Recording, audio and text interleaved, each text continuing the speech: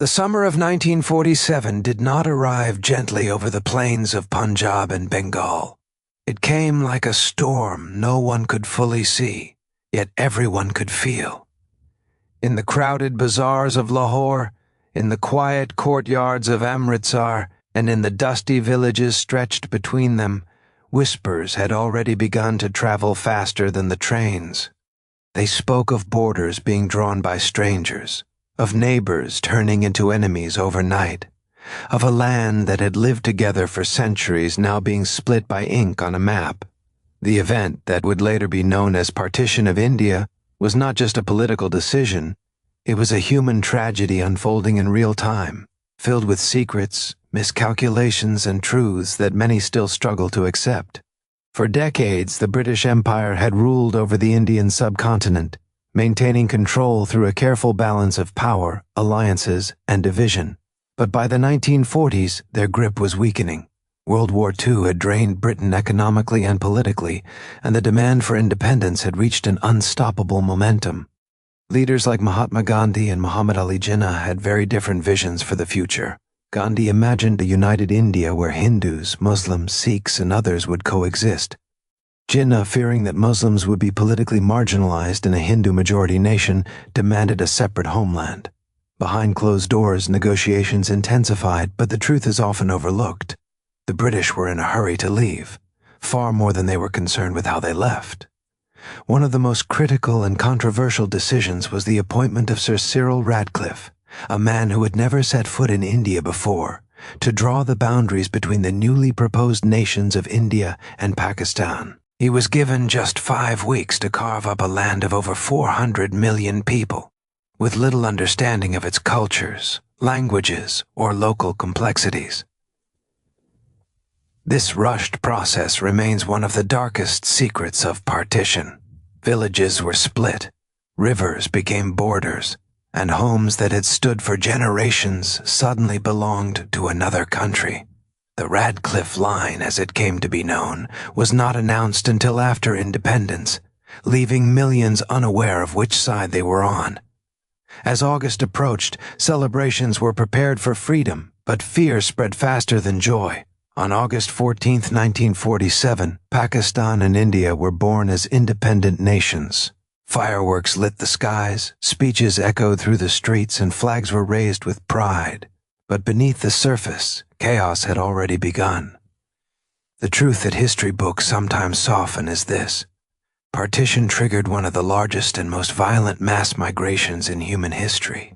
Around 14 to 15 million people were forced to leave their homes, crossing newly formed borders in search of safety. Trains became symbols of both hope and horror. People packed into overcrowded carriages, carrying whatever they could: clothes, memories, and fear. Some trains arrived at their destinations filled with survivors. Others arrived in silence, filled only with bodies. Entire caravans of refugees stretched for miles, walking under the burning sun, vulnerable to attacks. Communal violence erupted on a scale that few had imagined possible. Neighbors who had once shared meals now turned on each other, driven by fear, anger, and propaganda. There are truths here that are uncomfortable but essential. Violence was not one-sided. Hindus, Muslims, and Sikhs all suffered and all committed atrocities. Women, in particular, bore unimaginable pain: abductions, assaults, forced conversions, and honor killings carried out even by their own families in the name of protection. It is estimated that around 1 million people lost their lives, though the exact number may never be known. The chaos was so widespread that even leaders struggled to control it. The newly formed governments were overwhelmed, lacking the infrastructure and coordination needed to handle such a massive crisis. Another hidden layer of partition lies in the political calculations that shaped it. Some historians argue that the British strategy of divide and rule had, over decades, deepened communal divisions, making partition almost inevitable. Others point to the failure of Indian leaders to reach a compromise that could have prevented the split. There were proposals for a federated India where provinces would have significant autonomy, but mistrust and urgency overshadowed these possibilities. The truth is, Partition was not a single decision. It was the result of many decisions, misunderstandings, and missed opportunities. In the midst of this turmoil, countless personal stories emerged, stories of courage, sacrifice, and humanity that often go untold. There were families who sheltered neighbors of different religions, risking their own lives to protect them. There were individuals who escorted strangers across borders, ensuring their safe passage.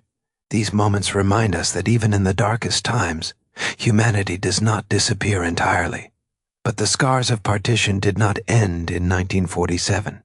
They carried forward into the future, shaping the relationship between India and Pakistan for decades to come. The dispute over Kashmir, which began almost immediately after independence, remains unresolved and continues to fuel tension between the two nations. The psychological impact of partition, trauma, loss, and displacement has been passed down through generations. For many families, the memories are still alive, told through stories of lost homes, separated loved ones, and lives that had to be rebuilt from nothing. Perhaps one of the most profound truths about partition is that it was both inevitable and avoidable, depending on how one looks at it. It was inevitable in the sense that tensions had reached a breaking point, and the demand for separate identities had grown too strong. Yet it was avoidable in the sense that better planning, more time, and a genuine commitment to unity could have reduced the scale of suffering. The secrecy surrounding key decisions, the speed of execution, and the lack of preparation turned what could have been a difficult transition into a humanitarian disaster. When we look back at 1947, it is easy to see it as a moment frozen in history, a chapter in textbooks. But for those who lived through it, it was not just history, it was life being torn apart. The partition of India was not merely the birth of two nations, it was the breaking of millions of hearts, the rewriting of identities, and the beginning of a legacy that still